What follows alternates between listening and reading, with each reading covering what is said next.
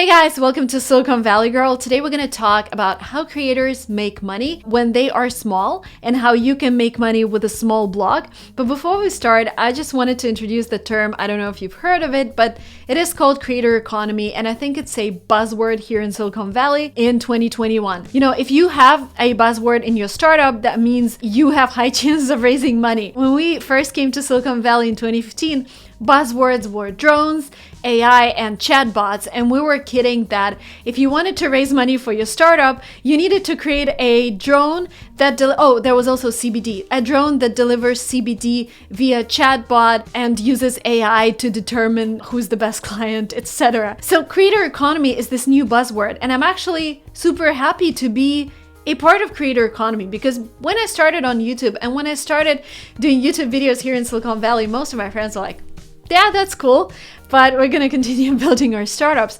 And now people are suddenly realizing that the economy is moving from, just starting your own business to starting a business around your creativity. And if you just start a business as an entrepreneur, you know that there are so many lawyers who would help you incorporate. There are so many CPAs who understand what's going on. You know you're going to use QuickBooks for your accounting matters. You know that you could use Brex as a credit card. And you know where to go to ask for a loan, for example, to start your business. When we're talking about creating as a business, I tried to find a CPA who would understand tax rules around YouTube bloggers, and I found one, but it looked like, so we worked for a year, but it looked like he was also amateur because he didn't understand some things, and I had to go back to a normal CPA, and we just use different cases from Hollywood to determine what can be deducted and what cannot. Same with lawyers. I asked them for different things that they could help me with, and they're like, I've never done that before, but I could try. There are so many apps and services that are emerging these days to help creators build businesses, to help creators make a living. And I think the new American dream is not, buying a house and buying a car, but actually building a business around what you love to do. And this love can be creating content. And I just feel amazed by what's going on right now. And what we've seen recently is that we're moving from creator being someone who has millions of followers, like we all look up to big bloggers, big influencers. But I think we're moving to a world where we would have a lot more creators or influencers or whatever you call them. There's a slight difference, I think. But anyways, we're moving to a world where we're going to have a lot of creators, like every person who has something to say will become a creator. But you would not necessarily need to have hundreds of thousands of followers to make a living from creating content. You would just need your niche audience. And I've recently read this article that was talking about whether founders should create content for their startups to attract customers or to raise money. And the guy said, imagine you have 10,000 followers on Twitter, but their interests are all over the place. They're interested in kittens, they're interested in travel, etc. And compared with a profile on Twitter that only has 2 followers, Paul Graham and Elon Musk, which profile would help you raise more money? Of course, the second one. So we're moving to a reality where it's important who follows you, not how many people follow you. And if you develop trust with your audience, if you develop this niche where people who follow you are interested in the same topic as you, there are so many other ways to monetize your blog, even if you have less than 1,000 followers, even if you're not receiving your AdSense revenue, which starts at 1,000 followers and 4,000 hours of watch time on your channel. And if we take my income, what's happening these days is on average in the past 3 months, I made around 70K gross income. And by the way, guys, it took me 6 years to get here. And this doesn't include all the taxes that I paid and doesn't include expenses that I have to run a company. So it includes a lot of different things. But anyways, out of these 70K, I get around 17K from GoogleAdsense. The rest comes from building a business around my audience. And in this video, I wanted to share what you can do and which apps you could use to monetize your audience. I'm going to start with another super inspiring example. I'm taking this on-deck course for course creators, and we have very, very interesting guests. And what I see these days is a lot of people create courses on Notion and Rome. And there is a guy who has a Notion YouTube channel. He has less than 10,000 views on each video, but he launched a course on Notion. So his channel is about Notion.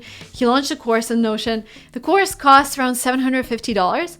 And he was able to get 400 signups when he launched it. That means $300,000 on a channel that posts less than 4 videos a month, less than 10,000 views per video. Isn't that amazing? Like, I imagine his AdSense revenue is somewhere around maybe, I don't know, $1,000 a month maximum, maybe even less. So when you think of creating a course, there are several platforms that you can use. I use Kajabi for my YouTube creators course. And by the way, if you guys want to start on YouTube and take my course and see my journey and learn hacks from me, I have 3 different channels in 2 different languages. The link will be below. You can use Thinkific. They've just gone public. You can also use Teachable. And I see a lot of influencers actually use Teachable and Udemy. And I know there are a lot of people working on course platforms for creators, so there are more to come. The second way you can monetize is actually creating a community within your community on Patreon. And I love the story of Patreon. They actually valued at $4 billion. They've recently raised another round. And I love the story. Patreon was created by a YouTube creator who struggled to monetize with AdSense. And he was like, YouTube is not paying enough for me to focus on my art and support my family. And I don't want to work many jobs and do YouTube as a part-time. I want to do it full-time. So he created Patreon. And there are so many ways you can monetize through Patreon. You could create content that is additional to whatever you're creating. You could do live streams. You could do private chats with you. There are so many options there. Another way to monetize your blog is through hosting webinars, and they could be either free or paid. When I first organized my paid webinar, it was actually back in 2018. I was inspired by another influencer who shared that she made like 20K from just one paid webinar. I was like, maybe I should try. And I organized this webinar and we were able to make around $10,000, and it was on topic of like building a business. And I was so surprised that it's actually such a powerful tool. First, you can do one-offs with like paid registrations. It's up to you how you price your webinar, but I put a really low price tag because I already had more followers back then. But if you're a smaller blog, you can put a higher price tag. And also webinars, free webinars, is a great start of the funnel if you're actually selling a course, because you can create a webinar and then run it every day as a class and invite your audience to attend your webinar like every day at 7 p.m. where you talk about a particular topic, and then in the end you sell your product. But it's also very important to be very straightforward with your audience. Whenever I hold free webinars, I always tell my audience, I'm going to talk about this, I'm going to help you start a blog, I'm going to help you do this. But also in the end, I'm going to announce my course so that you set expectations right, because I think people are really tired of, a lot of people creating a webinar and saying, I'm going to deliver that much value, but then you come to this webinar and it's just selling and selling and selling. So my criteria for a successful webinar would be 15 minutes of very heavy, intense educational content, and then 10 to 20 minutes Q&A and selling your product. And the sponsor of this video is Webinar Geek. It's a software that actually helps you create amazing webinars, helps you host everything, helps you record them and launch them over and over again. And this is something that I would highly recommend for everyone who's looking to create an online event. Webinar Geek not only helps you host events, it also helps you with marketing, because you would want to send an email to people who attended your webinar. You would also want to follow up with people who registered but never attended. And Webinar Geek allows you to do that. Webinar Geek also has analytics tools that actually help you realize where people dropped off, because people say that in order to create a good webinar where people watch up to the very end and actually convert, you need to reiterate maybe 10 times, maybe 20 times. And with Webinar Geek, you will be able to analyze every single webinar, see what's going on, see where people dropped off, improve, reiterate, do it once again, and land on your perfect webinar. Register for a 14-day free trial in which you can try all the premium features for free. Check out the Webinar Geek link below. Another cool thing that's emerging, and I really love it, is called Substack. Substack is this platform where you can send emails to your followers. A lot of people think email is dead because we're bombarded by emails from companies. And when companies send out emails, they're mostly promotional and they're very regular. Like, I shopped at Target the other day and now I get like 3 emails from them every single day. That is overwhelming. But when you subscribe to a newsletter from a person, you expect this personal touch. And I'm experimenting with my newsletter for creators as well. By the way, sign up if you're interested in this topic. And I don't do it regularly. I do it when I have time and when I have something to talk about. And the emails are mostly text, so mostly value. And you can also put a paywall on your newsletters. You can do one for free and you can do the rest behind the paywall. And there is a guy who I follow on Twitter. His name is Lenny Ratchitsky, 65,000 followers. His posts get, well, he's not like a huge creator. He's supposed to get like what, 57 likes, 67 likes, and he shared I think over $500,000 on his Substack. And he also launched a course recently, and I think the price point would be around like 1,000 per participant. So again, it's not about how many followers you have, it's about who follows you. And he developed this amazing trust within his Twitter for being a great product guy, because he used to work at Airbnb and he used to create products himself.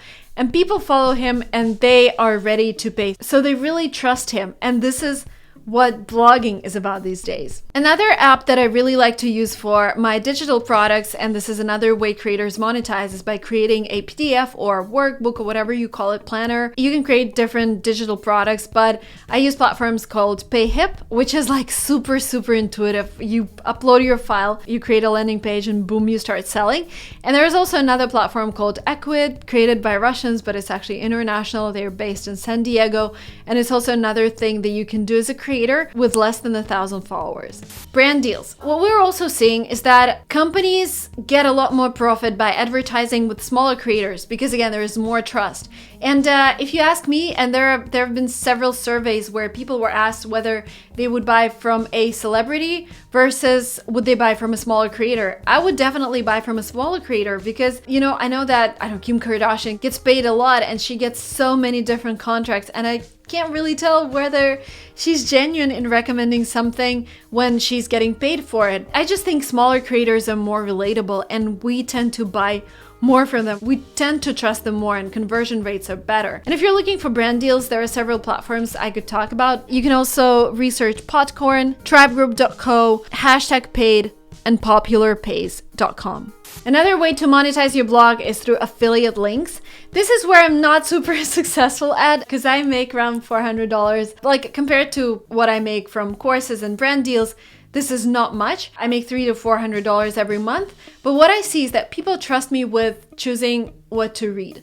They don't really trust me with makeup, because when I post an affiliate link to makeup, it's like they buy, but they don't buy too much. Most of my affiliate income comes from recommending TOEFL and GMAT books on my Lingua Marina channel. Again, it's all about trust. So you can register as an affiliate on Amazon. You can register as an affiliate at, all the stores where you're shopping. Most of them would have an affiliate program. But I feel that registering with Amazon and then adding Genius on top of that, Genius just helps you redirect people to the right Amazon store based on where they're watching from, because we're so international, all of us these days. And Genius helped me raise my revenue by maybe 40%. I know Ali Abdal makes like $20,000 on affiliate because his keyboard has been pretty successful. That's amazing, right? And the last but not the least, couple more apps that I wanted to highlight in this video. OnlyFans, for creators who focus on content that tends to be blocked or banned on Instagram and Facebook or YouTube, content related to sex, etc. I actually have on my course, I have a lot of people who specialize in sex education, or they specialize in, relationships. And when they post something that is related to sex, they get demonetized, sometimes they get banned, and they don't want that to happen. They want to continue posting this content, but they also have to support themselves. So OnlyFans has created this amazing app where you have to pay before you watch content, and you automatically sign up for your favorite creators' updates. Another app that allows you to create content for a specific group of people is Fundo. I actually tried it myself. It's created by YouTube. This is where you can host paid live events, like if you want to host a webinar or if you want to talk about some particular topic, but you don't want to post it out there and you want to make some money on it. Fundo would help you organize such event. There is also an app called Luma that helps you organize paid events, that helps you create this beautiful creator page. If you check out my Instagram profile, I actually use them to create my own creator landing page, where I link to my videos, where I link to the events, where I link to my newsletters. Check it out on my Instagram profile. I wanted to wrap up this video by saying it's an amazing time to be alive. It's an amazing time to be a creator, because there are so many opportunities these days to focus on what you're actually passionate about and use apps that will make your life so much easier as a creator to support yourself and your family. Because in the end, creating content is not about making money.